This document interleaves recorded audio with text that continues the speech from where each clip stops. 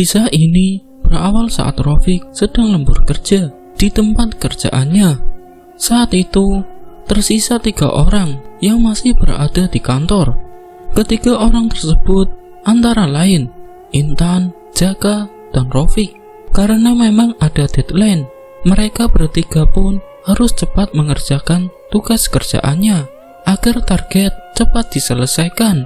Tepat di jam 10 malam, Intan ingin pergi ke kamar mandi. Ia pun meminta kepada Rafiq untuk mengantarkannya karena memang Intan adalah perempuan sendiri. Alhasil, Rafiq pun mau mengantarkan Intan. Setelah Intan memasuki kamar mandi, Rafiq mulai menyalakan rokok sebagai teman gabut. Entah memang perasaan Rafiq sendiri atau bagaimana, tiba-tiba ia mendengar suara orang menangis dari sudut kamar mandi. Rafiq mengira itu adalah suara Intan. "Intan, lo nangis?" Namun, tidak ada jawaban dari Intan yang berada di kamar mandi. Akhirnya, Rafiq pun tidak memperpanjang hal tersebut. Barulah setelah Intan keluar, Rafiq langsung bertanya kepada Intan, "Lo tadi habis nangis?" "Hah? Nangis? Gua gak nangis kok. Mana mungkin gua nangis di kamar mandi. Emang tadi ada suara orang nangis?" "Gak ada sih, paling perasaan gua aja." Mendengar jawaban dari Intan, Rafiq pun mulai berpikir yang aneh-aneh. Ia kemudian langsung menyuruh Intan untuk segera kembali ke kantor. Akhirnya, mereka berdua pun kembali ke kantor. Sesampainya di kantor, Jaka sedang asik mendengarkan musik. "Jak, udah kelar kerjaannya?" tanya Rafiq. "Bentar lagi nih," jawab Jaka. "Ya udah, ayo selesain." Mereka bertiga pun kembali melanjutkan pekerjaan. Namun, di sela-sela mereka sedang sibuk bekerja, tiba-tiba ada yang melemparkan korek ke kepala Rafiq hingga membuat Rafiq sedikit emosi. "Jak, lo lemparin korek ke gua." "Hah, korek? Orang gua dari tadi diem aja," jawab Jaka. "Terus siapa? Lo Yantan?" tanya Rafiq. "Gua, mana mungkin gue usilin lo yang lagi kerja." Rafiq hanya terdiam sambil memperhatikan kedua temannya yang merasa tidak melemparkan korek api ke kepalanya. Akhirnya, Rafiq pun kembali melanjutkan pekerjaannya dengan hati yang sedikit kesal. Tepat di jam 11 malam, Intan mengeluh ingin pulang karena badannya sangat capek. Ia pun meminta kepada Jaka untuk mengantarkannya dulu ke rumah. Jaka pun menanyakan hal ini kepada Rafiq. "Fik, gua anterin Intan dulu, gak apa-apa kan?" "Kemana? Anterin dia balik, nanti kesini lagi." "Tanggung, bentar lagi. Dia kecapean, Fik, kasihan." Rafiq pun agak kecewa dengan pilihan yang dibuat oleh Jaka. Seolah-olah Jaka lebih mementingkan Intan dibanding dengan dirinya. "Ya udah, ntar baliknya bawa makanan ya." "Ya, nanti gua bawain makanan." Akhirnya Jaka pun keluar kantor untuk mengantarkan Intan pulang ke rumah. Dan sekarang tinggallah sendiri Rafiq di kantor. Di sela-sela Rafiq sedang menggarap kerjaannya, hal yang aneh pun kembali terulang. Tiba-tiba ia mendengar suara langkah kaki dari luar kantor. Rafiq pun mulai heran. Tidak mungkin yang berada di luaran adalah Jaka. Terlebih lagi, Jaka sedang mengantarkan Intan yang sedang pulang ke rumah.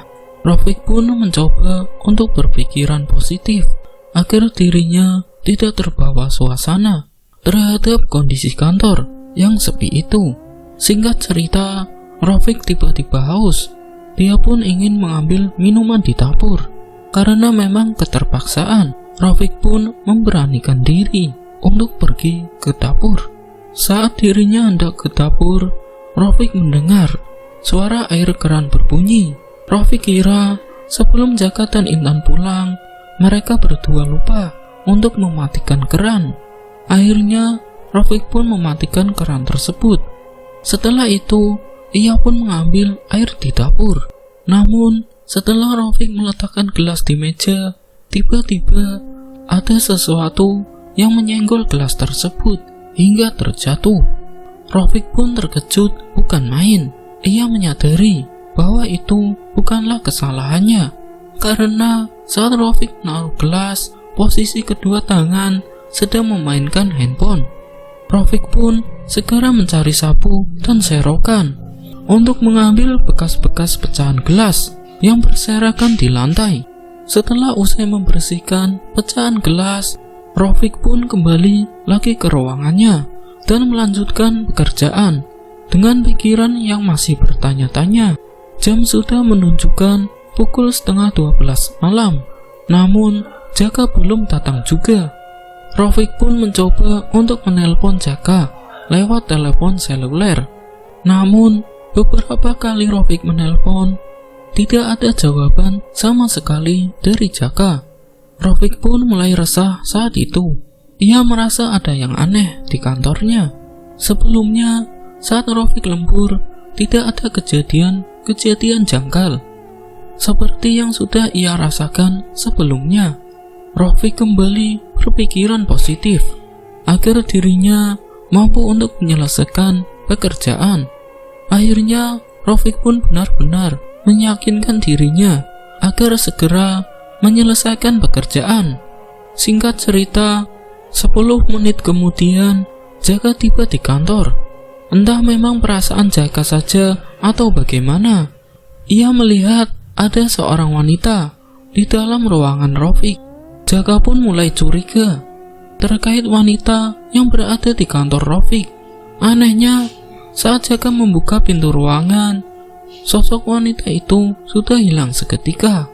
Lo dari tadi sendirian? Tanya Jaka. Lah, emang gua dari tadi sendirian? Bukannya tadi ada. Siapa? Jangan halu lu. Seriusan, gua gak halu. Tadi gua lihat orang lain di ruangan. Udahlah, jangan ngomong yang enggak. Jaka pun langsung meletakkan makanan itu tepat di depan meja Rafiq. Lu beli buat gua doangan. Gua udah makan tadi di jalan. Pantesan lama, parah banget lu. Ya, gue lapar banget tadi. Jaka pun tiba-tiba terkejut saat komputer miliknya tiba-tiba kereset sendiri. Fik, lo reset komputer gue ya? Mana ada, gue gak nyentuh apapun di komputer lo. Lah, ini buktinya kereset. Terus siapa dong? Setan kali, jawab Rafiq sambil bercanda. Jaka pun merasa kesal saat itu. Ia pun harus mengulangi pekerjaannya dari awal lagi karena data yang sudah dimasukkan tiba-tiba menghilang begitu saja. Alhasil, mau tidak mau, Jaka kembali menata data-data yang sudah hilang tanpa bekas. Di sela-sela Jaka sedang menggarap pekerjaan, Jaka mendengar suara tangisan tepat di luar ruangan. Suaranya sangat jelas dan membuat Jaka merinding seketika. Fik, lo denger nggak? Denger apaan? Suara orang nangis? Mana ada, gak ada suara apapun. Coba deh lo diam sebentar, ini jelas banget. Mereka pun diam sejenak untuk menangkap suara tangisan yang baru saja didengar oleh Jaka. Dan saat mereka sedang mencoba fokus untuk mendengarkan suara tangisan tersebut, tiba-tiba dari depan ruangan mereka melihat sosok wanita bergaun putih melewatinya. Rafiq dan Jaka yang melihat itu langsung saling berpandang-pandangan. Lo lihat nggak barusan? Tanya Jaka. Iya, gue lihat, jelas banget. Kayaknya kita harus nunda kerjaan kita, Fik. Kita pulang aja yuk. Rafiq pun langsung menyimpan file pekerjaannya dan menutup komputer. Sama seperti Rafiq, Jaka pun melakukan hal yang sama. Di tengah pekerjaan mereka yang belum kelar, mereka berdua diperlihatkan oleh penampakan wanita bergaun putih sedang melintasi ruangan mereka berdua dengan jelas. Setelah mereka selesai membereskan seluruh pekerjaannya, mereka berdua pun langsung keluar dari ruangan dan langsung menuju ke tempat parkir. Namun, di saat yang sama, suara tangisan itu terdengar kembali tepat di belakang mereka. Rafiq dan Jaka pun terdiam sejenak. Secara bersamaan, mereka berdua pun menengok ke arah belakang. Saat mereka menengok ke arah belakang, ternyata tepat di depan ruangan mereka sedang berdiri sosok kuntilanak dengan wajah yang tertutup oleh rambut. Rafiq dan Jaka pun langsung berlari menuju tempat parkir. Ternyata sosok yang selama ini mengganggu lembur mereka adalah sosok kuntilanak yang merupakan penunggu dari kantor tersebut. Setelah mereka tiba di tempat parkir, mereka pun langsung pulang dan tidak mengulangi kegiatan lembur kerja lagi, kecuali jika beramai-ramai. Singkat cerita, keesokan harinya, Rafiq dan Jaka melaporkan hal ini kepada atasannya, dan atasannya pun membenarkan jika di kantornya ada sosok kuntilanak yang memang menampakkan diri ketika di malam hari. Atas penjelasan tersebut, Rafiq dan Jaka pun tidak lagi untuk melakukan lembur kerja, karena yang mereka berdua takutkan adalah saat mereka berdua sedang bekerja, sosok kuntilanak tersebut mengganggu pekerjaan mereka. Semenjak saat itulah, atasan melarang para karyawannya untuk melakukan lembur kerja, kecuali dengan jumlah yang melebihi dari 5 orang.